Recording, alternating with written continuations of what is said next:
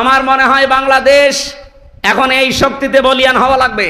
দরকার হয় 2 বেলা খাবো 1 বেলা খাবো না, কিন্তু শক্তি লাগবে এমন তারা আল্লাহর রাস্তায় সংগ্রাম করবে, লড়াই করবে, মারবে এবং মরবে। নাকি মরবে এবং মারবে? না, আগে মারবে তারপরে মরবে। তারপরে মারতে না পারলে মরবেন কি করে? এটা না, আগে মারার তারপরে মরা। এই মারার জন্য যে সমস্ত জিনিস দরকার, এই জিনিসগুলো এখন তৈরি করার সময় আসতেছে। ওরা আমাদেরকে মিডিয়া দিয়ে মারে, আমাদের মিডিয়া হাতে নেওয়া লাগবে। ওরা আমাদেরকে ডাক্তার দিয়ে মারে, আমাদের ছেলে মেয়েদের সামনে ডাক্তার বানানো লাগবে। এক কথা বলেন না কেন?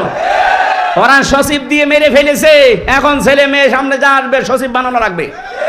ওরা ডিসি এসপি টিওনো এসি এগুলো দিয়ে মারে, আমাদের ছেলে মেয়েদেরকে এখন ওই জায়গায় তুলে দেওয়া লাগবে।